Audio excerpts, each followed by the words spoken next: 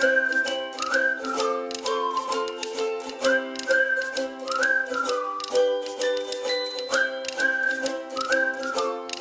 हो आप सभी। स्वागत है आप सभी का मेरे channel the daily clothing Samira में। दोस्तों, आज मैं आपको अपराजिता के बारे में कुछ महत्वपूर्ण तथ्य बताने जा रही हूँ।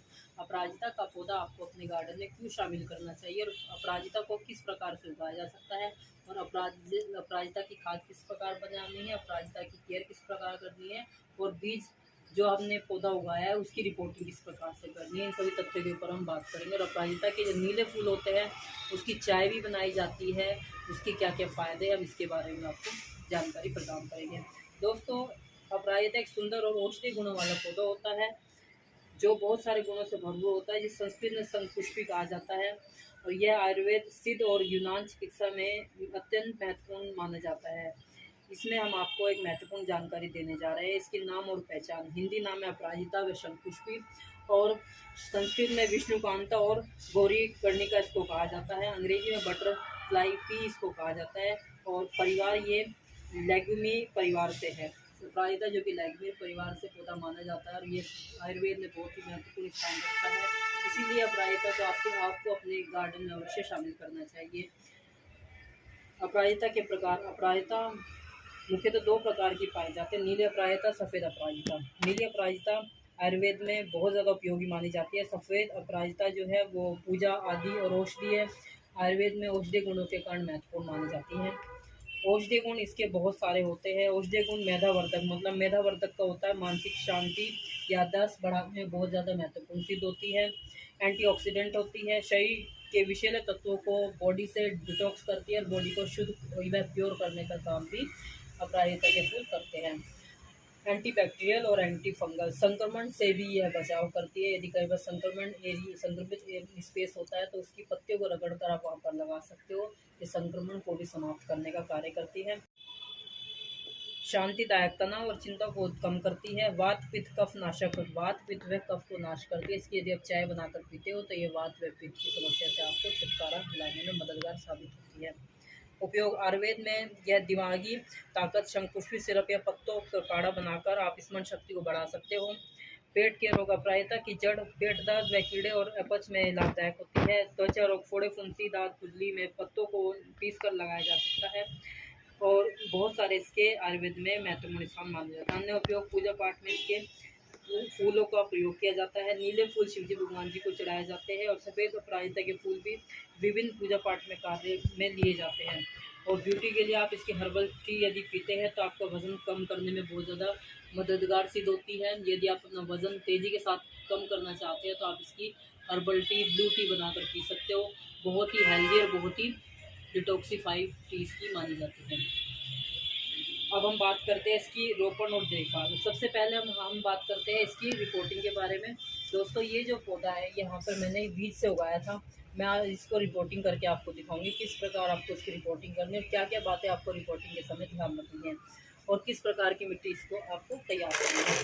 देखिए दोस्तों, ये मिट्टी मैंने तैयार की, ये मिट्टी मैंने कॉमन तैयार की है। अभी मैंने कुछ समय पहले मैंने एक अभी तुलसी का पौधा रिपोर्ट किया था, उसी समय बना ली थी। इसमें मैंने 50% गोबर की, 50% मिट्टी मिक्स की है, 10% इसमें रेत मिलाई है और 10% इसमें मैंने गोबर की खाद, वर्मी कंपोस्ट और थोड़ी हल्दी और थोड़ी सी मैंने नीम खली का प्रयोग किया। फंगस से बचाने के लिए नीम खली बहुत ज़्यादा सहायक सिद्ध होती है। और इसके लिए मिट्टी में पोरस मिट्टी बनानी है। पोरस मिट्टी का मतलब होता है कि ड्रेनेज, यदि आपने पौधे में पानी डाला और पानी बिल्कुल भी रुकना नहीं चाहिए। देखिए जिस प्रकार इस गमले में मैंने पानी डाला और पूरा पानी बाहर आ गया, पानी इसमें रुकना नहीं चाहिए। जिस प्रकार मैंने ये तैयार किया, ये मिट्टी का प्रोसेस है। अब हमने गमला लिया है, पुराना ही गमला है मेरा, इसका पौधा सूख गया था। ये अजवाइन का पेड़ इसके अंदर लगा हुआ था तो मैंने गमले को खाली कर दिया है, इसलिए ज़्यादा बड़े गमले की ज़रूरत नहीं थी इसीलिए।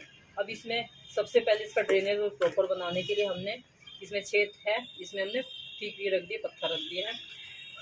पत्थर रखने का फ़ायदा यह होता है कि हमारी मिट्टी बहती नहीं है, मिट्टी हमारी छनकर पानी बाहर आ जाता है, मिट्टी हमारी इसी में रुकी रहती है। अब ये मिट्टी इसमें फिल करूँगी।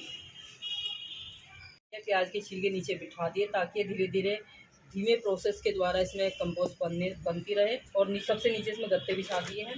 अब इसमें मिट्टी फिल करूँगी। ये देखिए इस प्रकार से मिट्टी फिल करनी है पहले।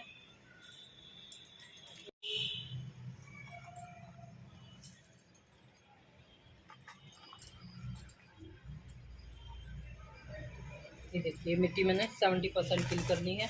और इसके बाद जो मैंने बीज उगाया है इसको सावधानी पूर्वक किसी टूल्स की हेल्प से इसको निकालेंगे ताकि इसके जड़ों को कोई नुकसान नहीं पहुँचे। देखिए इस प्रकार से है। इसके लिए धूप वाली जगह चाहिए, धूप वाली जगह में आप उसको रखिए, बट वो इनडायरेक्ट धूप होनी चाहिए। दूसरा, मिट्टी सामान्य दोमट मिट्टी होनी चाहिए। पानी नियमित सिंचाई, लेकिन जल भराव नहीं होना चाहिए। यदि जल पानी ज़्यादा इसके अंदर हो जाता है उसकी जड़ें खराब हो सकती है। यह एक बेल होती है जिसके कारण इसको खुला स्पेस चाहिए होता है। इसके लिए आप इसकी किसी सहारे की मदद ले सकते हैं, जैसे कि मैंने इसमें लगाया हुआ है।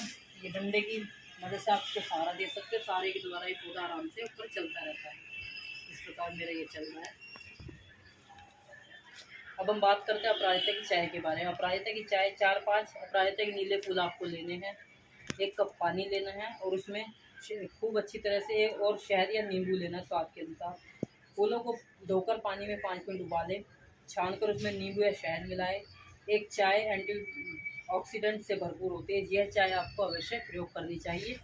अब सावधानी आपको ये रखना है कि आपको जिसकी जो चाय है किसी भी प्रेग्नेंट वुमेन को नहीं लेनी है, क्योंकि ये बहुत ज़्यादा गर्म होती है।